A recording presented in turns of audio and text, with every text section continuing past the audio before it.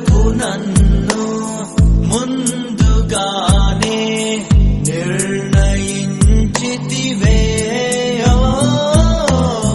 నీవు నన్ను పిలిచి నీ నీతినిచ్చి మహిమ పరచితివే.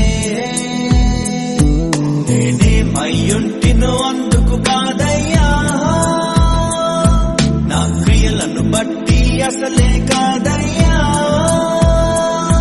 చూపావు ప్రేమ నాపై, పిలిచావు నన్ను కృపకై, జనములకు ప్రవక్తగా